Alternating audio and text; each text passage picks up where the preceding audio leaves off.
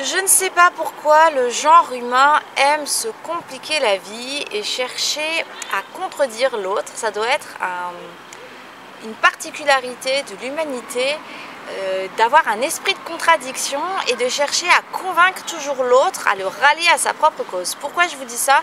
Parce qu'en termes d'apprentissage, on entend souvent les gens qui sont convaincus par leur vision des choses, et tant mieux, parce qu'il vaut mieux être convaincu que suivre bêtement quelque chose. Et je suis moi-même convaincue par la forme d'apprentissage qu'on a souhaité mettre en place avec Janae, donc c'est une bonne chose.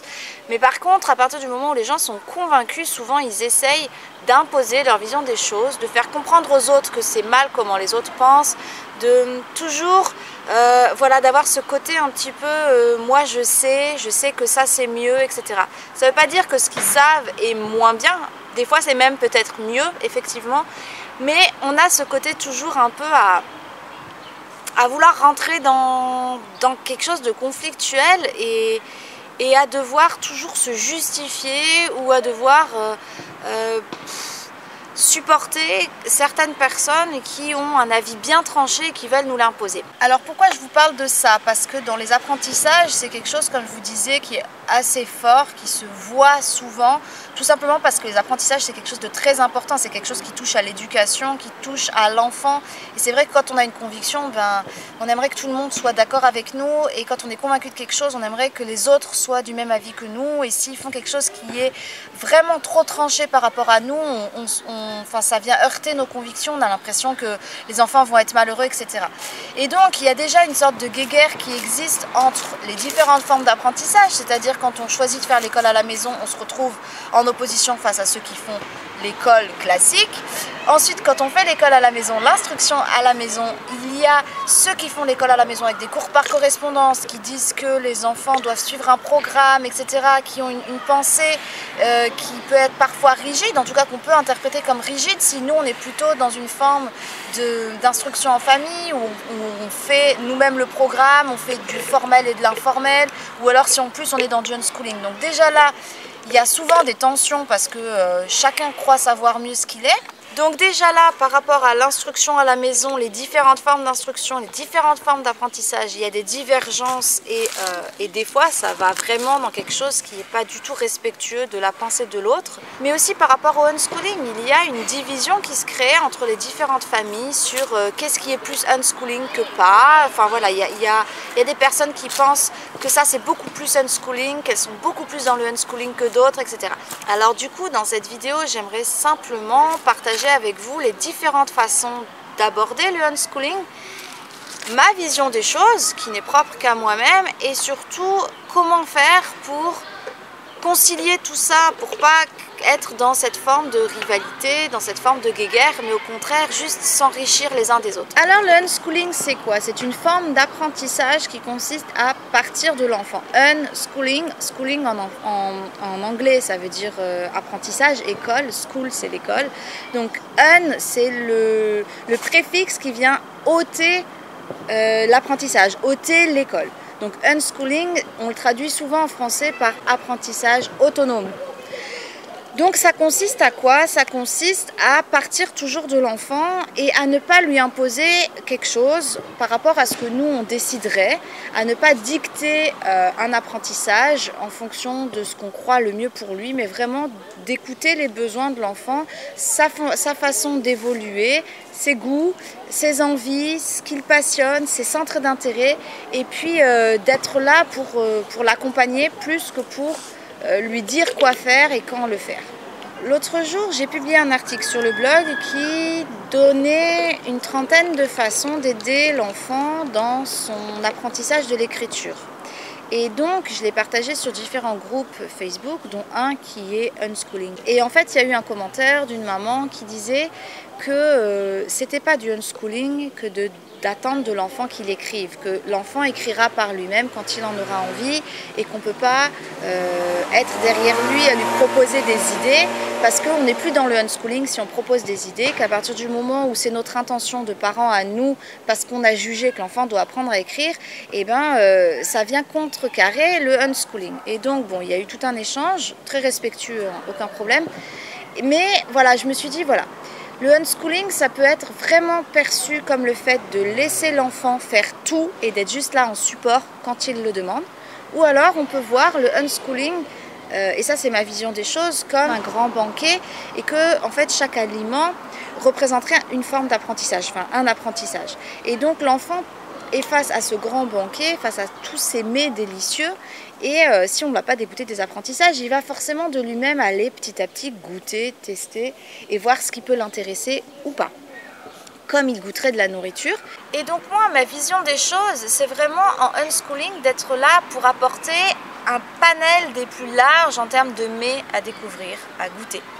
Et donc en fait, c'est simplement de proposer, voilà, l'enfant, s'il n'a jamais goûté de la mangue, s'il n'a jamais goûté à des sauterelles grillées par exemple, et ben, il ne peut pas savoir déjà que ça existe puisqu'il n'a jamais été mis devant, et puis il ne peut pas savoir quel goût ça a. Et donc moi, mon objectif en tant que maman, c'est de proposer ce genre de choses qu'il n'a pas l'habitude de voir de manière naturelle, de les mettre sur sa table comme des fruits exotiques, comme des plats venus d'ailleurs, et de le laisser regarder, de le laisser peut-être goûter, y toucher pour voir s'il aime ou s'il n'aime pas, et puis de ne pas le forcer. Je me sens capable d'orienter ma fille, Janae, vers tel ou tel domaine sans jamais la forcer, mais pour lui faire découvrir. Et ensuite, après, je l'accompagne ou non en fonction de ce qu'elle demande ou de ce qu'elle ne demande pas. Donc pour moi, ça reste du unschooling parce que on reste toujours dans l'intérêt de l'enfant, on ne le force pas et on avance à son rythme. Bien sûr, il y a cette notion derrière, quand on est parent, de vouloir que son enfant ait certaines bases qu'on juge correctes au niveau de notre culture, de notre société. Donc lire, écrire, compter, calculer, enfin voilà, les choses dont on a besoin au quotidien.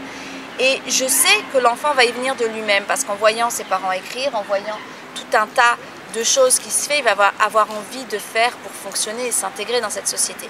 Mais pour moi, ça fait aussi partie des bases, des apprentissages. Et un enfant qui sait lire, un enfant qui sait écrire et un enfant qui sait compter, il est capable d'aller beaucoup plus loin parce que ça lui ouvre déjà certains raisonnements. Donc c'est un fait que j'oriente Janae dans les activités de lecture, d'écriture, je lui propose des choses. Après, je ne la force pas à écrire, puisque déjà, elle n'aime pas ça. Et ensuite, je sais que si je la forçais, ça la braquerait. Je le dis d'ailleurs dans l'article. Et donc, l'article que j'écris, c'est vraiment pour proposer tout un panel d'idées. Et dans ces idées, trouver celles qui peuvent correspondre à l'enfant pour le motiver, pour que ça reste un plaisir et pour qu'il ait envie de goûter à l'écriture de cette façon-là. Mais en aucun cas pour l'obliger à le faire. Alors voilà, je trouve ça juste dommage qu'on en vienne à dire parce que dans l'article j'ai écrit « Vous pouvez proposer de manière régulière des activités », qu'on en vienne à catégoriser le fait que de proposer des activités c'est plus du unschooling, que c'est pas respecter les apprentissages autonomes, etc. C'est pas moi qui ai cueilli. Alors voilà, je suis sûre qu'en parlant de unschooling, vous, ça va peut-être vous donner d'autres idées de ce que c'est que le unschooling. Vous allez peut-être avoir envie de commenter cette vidéo et de me dire pour moi le unschooling c'est ceci ou c'est cela. Et c'est très bien parce que c'est en échangeant les points de vue qu'en fait on affine notre façon de pratiquer les apprentissages ou en tout cas d'accompagner nos enfants dans les apprentissages. Là, en l'occurrence, dans le unschooling, dans l'informel, dans les apprentissages autonomes. Mais ce que je trouve important aussi, c'est de ne pas s'enfermer dans quelque chose en disant c'est ça et c'est pas autrement. Parce qu'un enfant peut faire du unschooling et être assis 2 heures par jour à une table et écrire et être plongé dans des manuels scolaires et faire du formel. Ça restera du unschooling à partir du moment où c'est l'enfant qui l'aura choisi, où c'est l'enfant qui s'autodiscipline, où c'est l'enfant qui a envie de faire ça et que personne ne le force. Donc pour moi, unschooling, on reste dans cette définition de c'est l'enfant qui est maître de ses apprentissages. Les parents, les adultes sont là pour l'accompagner, pour lui présenter des choses, jamais les imposer. Et avancer au rythme de l'enfant. Pour moi, ça reste du unschooling. Mais peut-être que vous avez une vision différente et voilà, j'ai envie de la connaître, de comprendre les mécanismes qu'il y a derrière. Mais par contre, ce que je vous encourage quand même, c'est à ne pas juger les personnes qui pensent différemment de vous. Parce que des fois, je lis des choses vraiment cinglantes en termes de commentaires sur les groupes ou sous des articles ou sur d'autres sujets, hein. Je ne parle pas que du unschooling, mais c'est vrai que souvent on se permet de juger l'intention de quelqu'un ou de lui faire une leçon de morale ou parfois de lui dire c'est pas comme ça, c'est comme ça. Et en fait, qui on est pour dire ça? On a notre vision, on a notre vécu, on a notre expérience, on a notre interprétation des choses et elle va être amenée à évoluer toute notre vie. Et parfois même, on va se retrouver à être d'accord avec des personnes avec lesquelles on n'était pas d'accord des mois auparavant. Donc, il ne faut pas rester figé et porter une sorte de doigt accusateur sur les autres qui pensent un peu différemment de nous. On peut toujours échanger, on peut toujours dire « Ah, là, je ne l'interprète pas comme ça » ou « Là, je ne suis pas d'accord ». Mais c'est bien quand ça se fait dans le respect parce que je trouve qu'il y a trop de division déjà entre les parents qui font l'instruction à la maison et ceux dont les enfants sont scolarisés et aussi entre les parents qui font l'instruction à la maison et qui ont juste des façons d'aborder l'instruction de manière différente. Donc voilà, je prône l'unité, je prône l'amour, je prône la bienveillance. J'espère que le message est passé. Sur ce, je vais arrêter de parler parce que ça fait beaucoup d'éléments. J'espère que ça vous aura un petit peu éclairé sur la vision du unschooling et peut-être que votre vision à vous est différente de la mienne, hein, comme je vous l'ai dit. Je serais ravie de lire vous ce que vous en pensez dans les commentaires. Voilà, sur ce, je vous laisse ici. Si vous avez envie de mieux comprendre ma vision des choses en termes d'apprentissage ou d'avoir des outils pour mieux accompagner les enfants, qu'ils soient scolarisés ou instruits à la maison, je vous invite à vous inscrire sur le blog. Il y a une rafale de vent. J'espère que vous m'entendrez quand même. Vous inscrire sur le blog et vous recevrez tout un tas de documents, des vidéos, des fiches, une box offerte, plaisir d'apprendre, enfin bref, plein de trucs.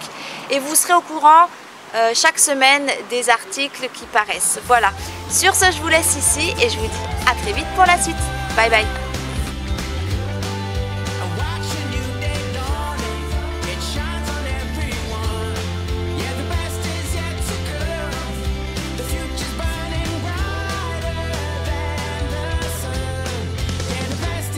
To come.